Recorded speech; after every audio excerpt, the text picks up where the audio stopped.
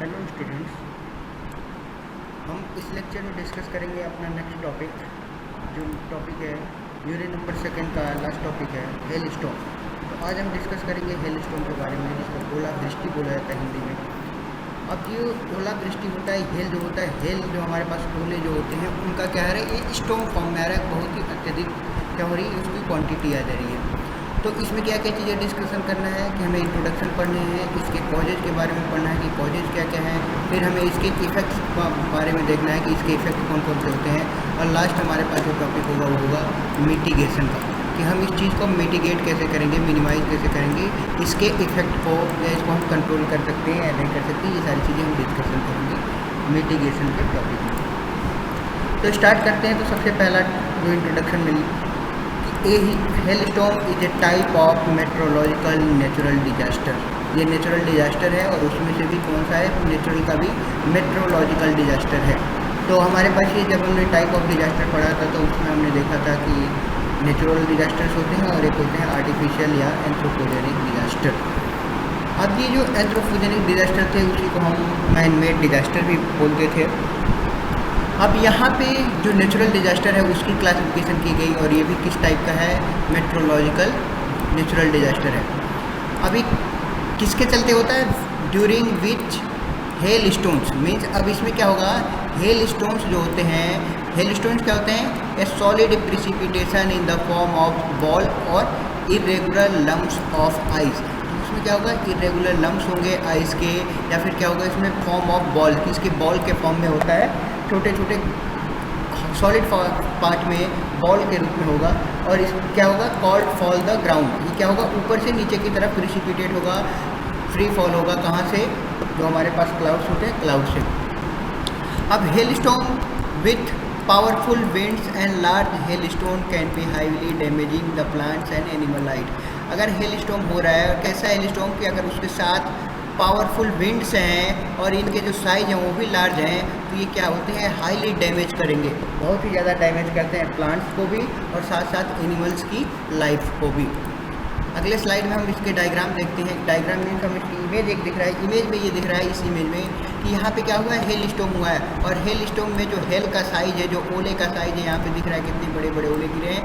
कि यहाँ पे जो हमारे पास एक गाड़ी दिख रही है, इस गाड़ी में क्या हो गया, होल हो गया है। अब ये होल होता है कैसे, क्योंकि क्या होता है, काफ़ी स्पेस ऊपर होता है और काफ़ी डिस्टेंस से क्या होती है, ये गिरती हैं, जिनकी वेलोसिटी पोटेंशियल एनर्जी क्या होती है, काफ़ी ज़्यादा होती है, जिसके चलते ये क्या हो रहा है, इफेक्ट देखने को मिल रहा है कि गाड़ी के जो शीशे हैं उन शीशों में क्या हो चुका है, होल हो चुका है।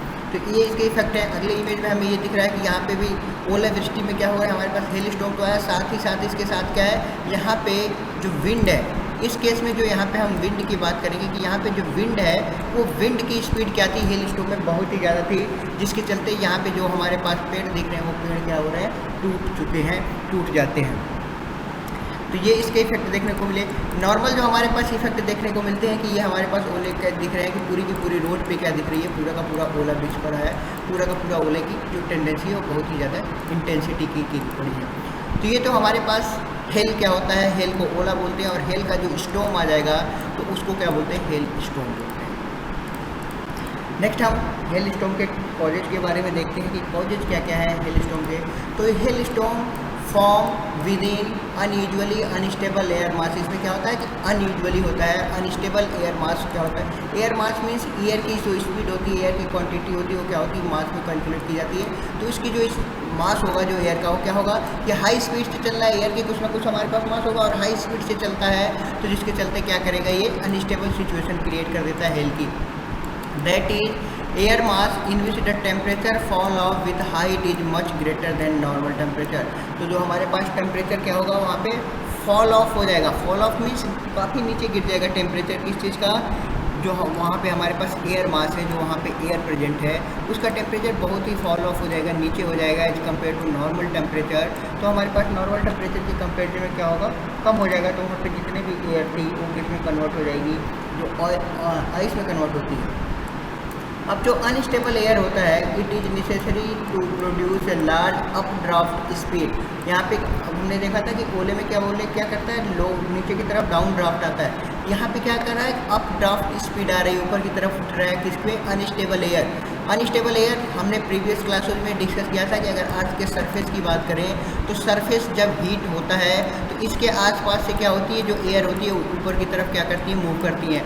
अब ये ऊपर की तरफ उठ रही है, अपवर्ड स्पीड आ रही है उसमें, और तो अपवर्ड स्पीड इतनी मतलब फास्ट होती है कि क्या करेगा ये, keep the developing hailstone from falling, you उसको अपवर्ड जो फोर्सेज हैं उसके चलते क्या करेगा, वो फॉलिंग की सिचुएशन में जो गिर रहे हैं हमारे पास, गर्म होकर हवाएं जा रही हैं, और जो हमारे पास ऊपर से ओले जो हेल स्टोन गिर रहे हैं उनको क्या कर रहे हैं, फॉलिंग कंडीशन में क्या करते हैं, डेवलप कर देते हैं, कि ऐसी सिचुएशन पैदा कर देते हैं कि वो नीचे की तरफ फॉल हो जाए to the ground. Some of these upward can be reach, जो इसकी स्पीड कितनी हो सकती है, मीन्स जो वहाँ पे फॉल हो रहा है ओले जो हेल गिर रहा है उसकी स्पीड 60 माइल पर आवर या उससे ज़्यादा भी कभी कभी सिचुएशन में होती है।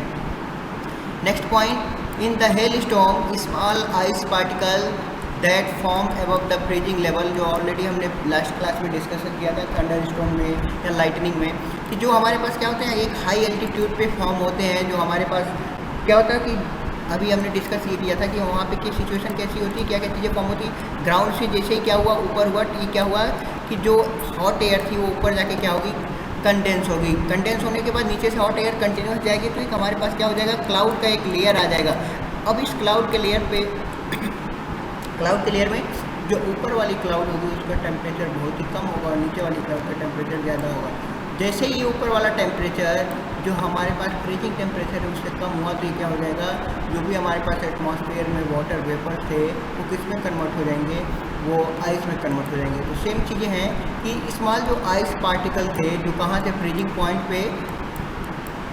पॉइंट के थ्रू क्या हुए थे, जनरेट हुए थे, बने थे, विच अकर इन ऑल थंडर स्टॉर्म, जो हमारे पास हर तरह के थंडर स्टॉर्म में हैपन होते हैं, कलेक्ट आइदर रेन वाटर या क्लाउड वाटर ऑन देम, उसमें क्या होगा, या तो रेन वाटर में कन्वर्ट हो जाएगा या फिर क्लाउड वाटर में, and forming water cell that freeze, और क्या होगा, पूरा वहाँ पे वाटर सील्ड हो जाएगा, वहाँ पे पूरी की पूरी वाटर के रूप में प्रेसिपिटेशन होने लगेगा या फिर हिल के फॉर्म में। The tilted upward and downward structure of the storm is important in order for hailstone to grow because they can recycle several times. अब रिसाइकल क्यों बोला है कि हमने देखा हुआ पढ़ा हुआ है कि वाटर साइकिल क्या होता है, हमने ये वाटर साइकिल को देखा था। तो वाटर साइकिल क्या होगा कि एक साइड से हमारे पास क्या होता है, इवेपोरेशन कंटिन्यूस प्रोसीजर होती है, दूसरी साइड से हमारे पास प्रेसिपिटेशन होता है, इवेपो ट्रांसमिशन होता है, फिर इन्फिल्ट्रेशन होता है, रन ऑफ होता है, तो पूरा का पूरा एक क्या होता है, साइकिल बनता है। अब ये पूरा साइकिल क्या होता है, जो वाटर साइकिल है वो क्या होगा, रिसाइकेबल होता है, इसीलिए जो ये पूरा प्रोसीजर है कि ऐसा नहीं कि एक बार हेल स्टॉर्म हो गई, एक बार ओला गिर गया तो वहाँ पे दोबारा नहीं हो सकता, ये रिसाइकलिंग प्रोसीजर है कि ओले कभी भी गिर सकते हैं, तो क्योंकि ये क्या हो रहा है, recycle. Because too large for the updraft carry them and they caught in the downdraft and they finally reach the ground. तो ये क्या होता है, फाइनली जब रिसाइकल प्रोसीजर है तो कभी भी हमारे पास ग्राउंड पे क्या होते हैं, हमेशा फॉल होते रहते हैं।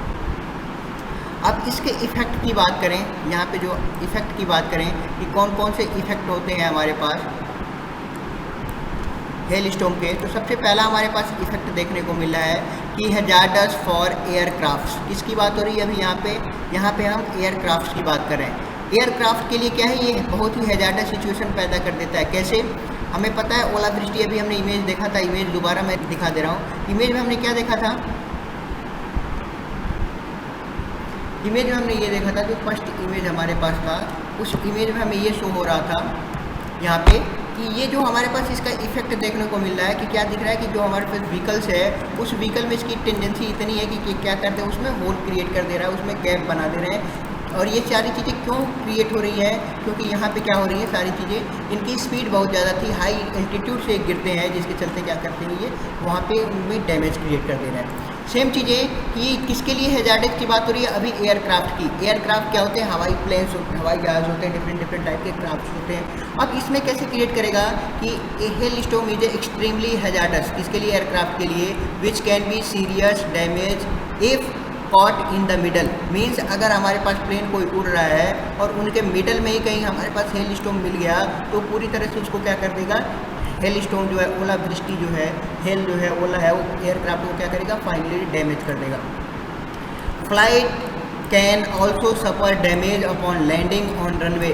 अगर वो लैंडिंग कर रहा है तो वहाँ पे भी क्या होगा, हेल के चलते, ओले के चलते वो प्रॉपर लैंडिंग नहीं क्रिएट हो पाएगी, क्योंकि वहाँ पे क्या होगा, लैंडिंग के लिए भी फ्रिक्शन चाहिए और स्मूथ सरफेस हो जाएगा, फ्रिक्शन कम हो जाएगा, तो उस केस में भी क्या होते हैं, एक्सीडेंट हो जाते हैं। यहाँ पे रिसेंटली इन अगस्त 2018 में एक अमेरिकन फ़्लाइट थी जिसका नाम था एरो मैक्सिको, और ये क्या हो गई थी, पूरी की पूरी तरह से क्रैश हो गया था। जैसे ही कब क्रैश हुआ था, जब वो टेक ऑफ कर रहा था उसी टाइम क्या आ गया, हेल आ गया।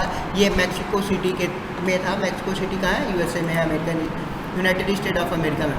तो वहाँ पे फाइनली उस केस में क्या हुआ था, फॉर्चुनेटली वहाँ पे जितने भी उस प्लेन में क्या लगी, फायर लगी, पैसेंजर और जो क्रू मैनेज टीम थी, जो क्रू टीम थी, वो सारे के सारे स्केप कर गए थे, बच गए थे।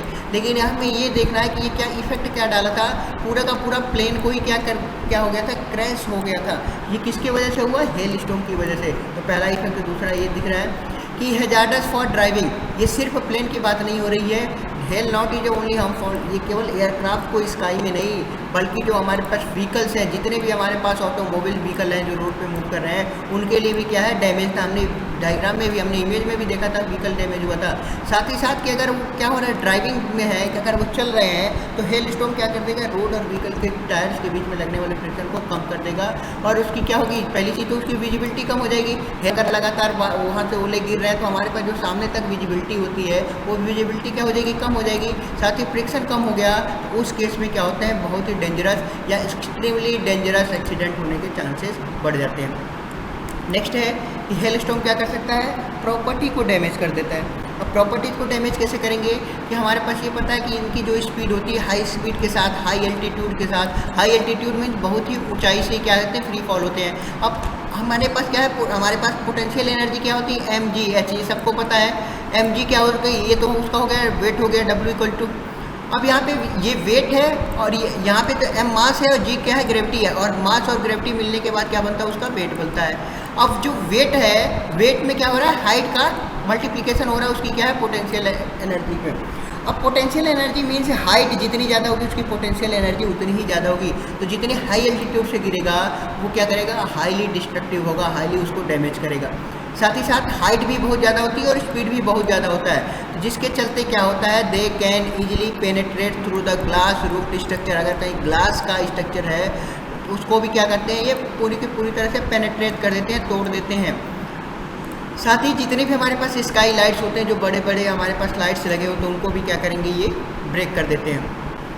इसका जो इफेक्ट देखने को मिलता है, ऑल्दो यद्यपि हमारे पास क्या है कि metallic surface are less prone, कि जो मेटल के बने हुए सरफेस होंगे वो क्या होंगे, टूटते तो नहीं है, लेकिन ये भी डैमेज हो जाते हैं किसके थ्रू, हेल स्टोन के थ्रू, जो ओला पड़ता है उसके थ्रू। और कैसे डैमेज होते हैं, तो उनके डेंट्स होते हैं, कि हमारे पास मेटल का तो बना था, तो जो हमारे पास मेटल था वो तो पूरी तरह से ब्रेक नहीं हुआ, लेकिन जो इसकी डेंटिंग होती है उसके बीच में जो क्या होते हैं कि कहीं से अगर ओला उस पर लगा तो उस क्या हो जाएगा, कहीं से दब जाएगा, कहीं से ऊपर आ जाएगा, तो ये सिचुएशन हो जाती है, उसके डेंट खराब हो जाते हैं, पूरी की पूरी तरह से उसकी डेंटिंग खत्म हो जाती है। तो ये तो हमारे पास प्रॉपर्टी का डैमेज हुआ। अब इसके अलावा हमारे पास क्रॉप्स के बारे में, कि अगर इनकी स्पीड बहुत ज़्यादा हुई तो जितने भी हमारे पास क्रॉप्स हैं वो क्रॉप्स पूरी तरह से ज़मीन पे क्या हो जाते हैं, सो जाते हैं ज़मीन पे। इनकी स्पीड के चलते, ओलावृष्टि के चलते जितनी भी फसलें पक रही होती हैं वो पूरे के पूरे खेतों में ही क्या हो जाती है, नष्ट हो जाती हैं। क्योंकि हमारे पास एक चीज़ ये पता था कि जो हेल स्टॉर्म आता है अपने साथ क्या होती है, पावरफुल विंड के साथ आता है।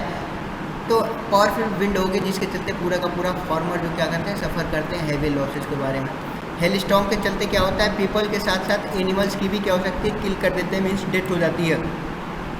It is possible for hailstone of significant size to kill an adult who unable to cover during the hailstorm. जिनके ऊपर कवर नहीं होता उनको क्या होता है, इसके चोटों के चलते क्या होता है, चोट लगती है, और चोटों के चलते क्या हो जाती है, उनकी डेथ हो जाती है। क्योंकि ये क्या हुआ, फेटल एक्सीडेंट होता है, फेटल टाइप में, मीन्स इसमें डेथ भी हो जाती है।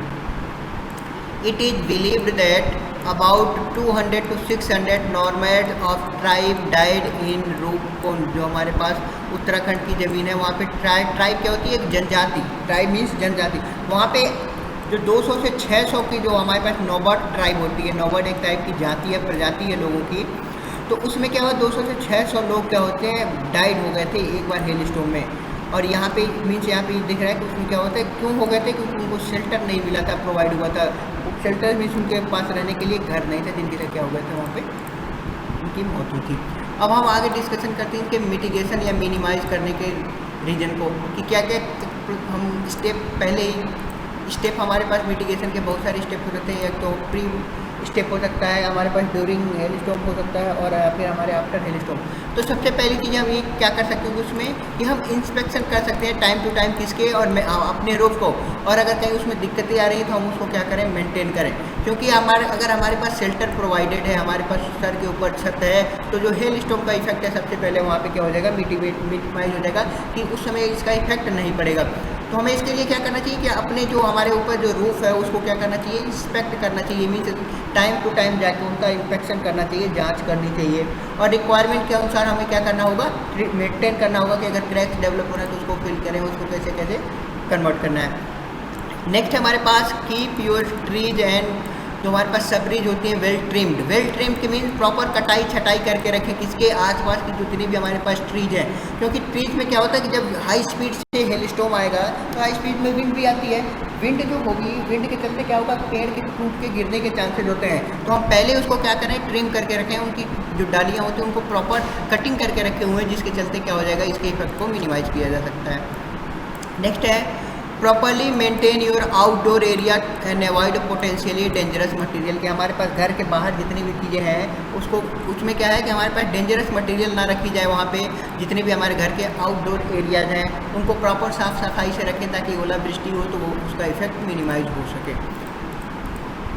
नेक्स्ट हमारे पास है कि keep the gutters and drain pipes clear to leave the debris. अब इसका क्या मतलब है कि हमारे पास सीवर सिस्टम्स होते हैं, सीवर सिस्टम में क्या करेंगे, जितने भी गटर्स होते हैं या हमारे पास ड्रेनेज के लिए पाइपलाइंस होती हैं उनको क्या करें, क्लीन रखेंगे, क्योंकि हमारे पास ये पता है हेल किस फॉर्म में आ रहा है, जो हमारे पास हेल स्टॉर्म हो रहा है किस फॉर्म में आ रहा है, हेल के फॉर्म में आ रहा है। अब हेल क्या है, ओला है, और ये ओला जो है आइस के फॉर्म में है, तो आइस क्या होगा, कुछ टाइम के बाद मेल्ट होगा, और मेल्ट होने के बाद वहाँ से किस में कन्वर्ट हो जाएगा, ये आइस में आ रहा था, और आइस किस में कन्वर्ट हो जाएगा, आइस कन्वर्ट हो जाएगा वाटर में। अब जो ये वाटर है इसको क्या करना चाहिए, जो ड्रेनेज के लिए प्रॉपर, अगर वहाँ पे सिचुएशन ऐसी है कि अगर प्रॉपर ड्रेनेज अवेलेबल नहीं है तो वहाँ पे क्या हो जाएगा, फ्लडिंग की सिचुएशन क्रिएट हो जाएगी। तो इस चीज़ को अवॉइड करने के लिए क्या होगा, चीज़ें क्रिएट करना चाहिए। साथ ही साथ डिजास्टर प्रिपेयरनेस प्लान भी बनाए जाने चाहिए, कि हर एक टाइप के डिजास्टर के अलग अलग प्रिपेयरनेस प्लान होते हैं, तो हमें अलग अलग प्रिपेयरनेस प्लान बनाने चाहिए, और उस प्लान के बेसिस पे ये सारी चीज़ें हैपन होनी चाहिए। इसके अलावा जो हम क्या कर सकते हैं कि अगर ऐसी सिचुएशन क्रिएट हो रही है तो उसके लिए हम क्या करें, इमरजेंसी किट पहले से ही रखें, ताकि इन जो चांस होता है हैपनिंग होने का, कि कभी कभी क्या होता है कि हमारे पास शेल्टर प्रोवाइड ना हो पाए, तो हमारे पास इमरजेंसी सर्विसेज हों, ताकि हम लोगों को क्या करें, लाइक फर्स्ट एड सप्लाई के बारे में, या फिर जितनी भी हमारे पास मेडिसिन या जितनी भी चीज़ें रिक्वायरमेंट है उसकी पूरी की पूरी एक किट बना के रखें, और लोगों को क्या करें, प्रोवाइड कराते रहें टाइम टू टाइम मीन्स जब भी ये चीज़ हैपन हो रही है, ताकि इसके इफेक्ट को मिनिमाइज किया जा सके। अब हमारे पास कुछ टिप्स हैं हेल स्टॉर्म के ड्यूरेशन में हमें क्या क्या करना चाहिए। तो सबसे पहले चीज़ है कि क्या एट होम मीन्स हमें होम पे, अगर होम पे हैं तो क्या क्या चीज़ें करनी चाहिए, कि हमें इंडोर जाना चाहिए, कि घर के अंदर इमीडिएटली जाना चाहिए। If times allow close all, जितना अगर टाइम हमारे पास है तो जितने भी हमारे पास सेट्स हैं या फिर जितने भी ब्लाइंडर्स हैं उन सारी चीज़ों को बंद कर देना चाहिए, डोर विंडो सारी चीज़ें, ताकि अगर हमारे पास कोई ग्लास का स्ट्रक्चर है तो उसको क्या करें, प्रोटेक्शन प्रोवाइड कर दें ताकि वो ब्रेक ना हो। सेम चीज़ें कि stay away from the window Skylights, क्यों अवे फ्रॉम रहे हैं, कि लास्ट लेक्चर में हमने डिस्कस किया था कि पीवी इक्वल टू कांस्टेंट, हमने ये डिस्कस किया था कि क्या पीवी को कांस्टेंट मीन्स ये आगे की वैल्यू कांस्टेंट है, ये पी क्या है, प्रेशर और वेलोसिटी का जो मल्टीप्लिकेशन होता है वो क्या होता है, कांस्टेंट होता है। अगर हमारे पास वेलोसिटी बहुत ही ज़्यादा हो रही है तो प्रेशर उसकी सिचुएशन में क्या हो जाएगा, बहुत ही कम हो जाएगा। अब हमारे पास विंड की क्या हो गई, हाई स्पीड से चलती है, इसमें हाई स्पीड से चल रही तो वहाँ पे सिचुएशन क्या हो जाएगी, प्रेशर बहुत ही ज़्यादा लो हो जाएगा। अब हवा कहाँ चल रही है, आउटसाइड ही चल रही है, अपने रूम के बाहर मीन्स जहाँ पे भी हवा चल रही है वो क्या होगा, बिल्डिंग के अंदर तो चल नहीं रही, बिल्डिंग से बाहर चल रही, तो बिल्डिंग से बाहर का क्या है, प्रेशर बहुत ही ज़्यादा मिनिमम हो गया, पी मिनिमम हम मान के चलें कि मिनिमम है।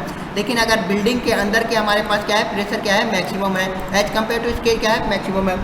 अब प्रेशर डिफरेंस जहाँ पे भी क्रिएट होगा तो जो भी हमारे पास पर्सन है वो कहाँ से ट्रेवल कर पाएंगे, ऑटोमेटिकली जितने भी थिंग्स हैं, जितनी भी चीज़ें होती हैं क्या हाई प्रेशर से लो प्रेशर की तरफ मूव करती हैं। अब हाई प्रेशर से अगर विंडो पे कोई पर्सन खड़ा है तो वो क्या होगा, हाई प्रेशर से लो प्रेशर में मूव करेगा, विंडो से बाहर ही चला जाएगा, विंडो से बाहर चला तो फिर हवा उसको उड़ा के नीचे लेगी। सेम चीज़ें हैं कि ड्राइविंग की सिचुएशन में क्या करें, कि अगर हमारे पास ड्राइविंग कर रहे हैं तो स्टे अपने व्हीकल में ही रहें, साथ ही साथ स्लो कर ले व्हीकल को। अगर हमारे पास अगर कहीं शेल्टर मिल रहा है तो उस शेल्टर में चले जाए, ब्रिज अगर हमारे पास है तो ब्रिज के नीचे चले जाएँ ताकि इस चीज़ को मिनिमाइज़ किया जा सके। टर्न योर बैक, सारे विंडोज हम क्या करें बंद बैक कर दें, सारे के सारे ब्लैंकेट जितनी भी चीज़ें हैं वो क्या करें प्रॉपर क्लोथिंग जो होती है उसकी अगर हमारे पास अवेलेबल है तो हम क्या करें गाड़ी को ढक दें ताकि हमारे पास उसके डेंट पेंट पे भी कोई इफेक्ट ना आए। ये हमारे पास हेल दिख रहे हैं, हेल के साइज़ कितने बड़े बड़े हो सकते हैं और डैमेज कितना बड़ा है, पूरा का पूरा क्या हो रहा है। यहाँ पे जो गाड़ी है उसका पूरा का पूरा जो यहाँ पे कांच लगा हुआ ब्रेक हो गया है। हेल यहाँ पे हेल के साइज़ दिख रहे हैं कितने बड़े बड़े तक हो सकते हैं। तो हमारे पास ये चीज़ें हैं, इसी के बेसिस पे ये जो टर्म्स निकल के आ रहे हैं कि be aware of bad weather. अब बैड वेदर के लिए हमें कैसे पता चलेगा कि मौसम ख़राब है या अच्छा है, इसके लिए हम यहाँ तक टीवी का यूज़ कर सकते हैं या फिर वेदर जो रिपोर्ट होती है। आजकल सबके पास एंड्रॉयड मोबाइल फ़ोन है तो हम वेदर का फोरकास्टिंग देखते रहे हैं। साथ ही साथ कि अगर हमारे पास फोरकास्टिंग पता है कि मौसम का पूर्वानुमान पता चल गया तो आउटसाइड जाने से क्या करें, उस चीज़ को जो भी आउटसाइड जाने का प्लान है उसको कैंसिल कर दें या फिर पोस्टपोन कर दें। हमेशा अवे विंडो से क्या करें अवे रहें।